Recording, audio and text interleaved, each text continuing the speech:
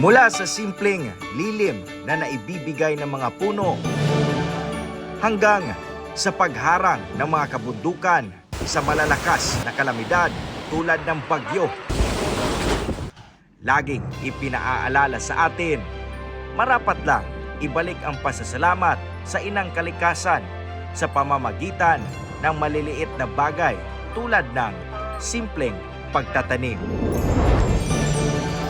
Ngayong Pasko, kabilang ang tree planting sa mga ginawa ng grupong Andam Higala bilang pasasalamat sa inang kalikasan.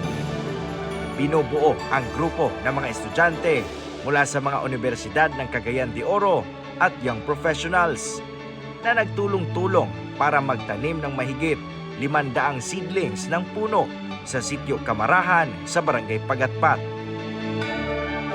Actually, as an environmental advocate, aside from being a women advocate, masaya and nakaka-feel ng contentment sa sarili.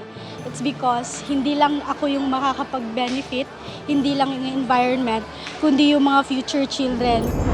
Ipinadama rin ng grupo ang Paskong puno ng pasasalamat maging sa mga hayop. Naglibot sila sa downtown area ng Cagayan de Oro para magpakain ng di bababa sa 50 aso't pusa sa kalsada. Kasama rin nila sa aktibidad ang isang non-government organization na Love and Pause.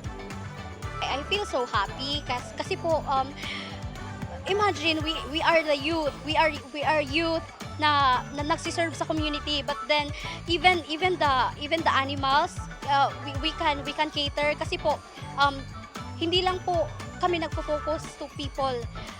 Animals also need helps too. Higit sa pangangalaga sa kalikasan at mga hayop, inilunsad din ng grupo ang Santa Higala Project ngayong magpapasko.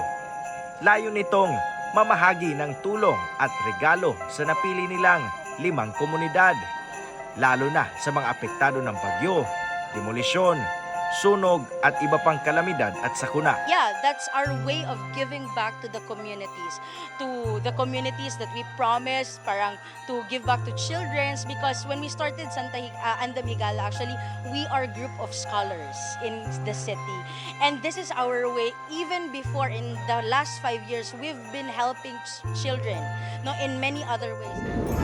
Labis din ang pasasalamat ng mga benepisyaryo sa kanilang natanggap na maagang aginaldo. Dako kay ang pasalamat nga abi lang magsimple lang bitaw nga kanang hatag lang ding ana ba na day kanang bas anang amo ang nami sabot bitaw ni ma'am bahin sa pag-atiman sa mga anak. Dako kay kwan sir kanang dugang bitaw nga matun-an pa sa mga ginikanan. Youth really has the power to parang start the change in our communities, and this is like a message of hope for everyone who is watching, that hopefully regardless if you're still young, but I believe that it's never too young to lead and never too young to bring in change and start the change in our community. Ngayong Kapaskuhan, maraming bagay tayong dapat ipagpasalamat. Kaya naway sa ating simpleng pamamaraan, ating maipakita ang pagpapasalamat sa lahat ng pagpapala na ating natanggap. Mula sa GMA Regional TV, ako si Cyril Chavez, nakatutok 24 oras.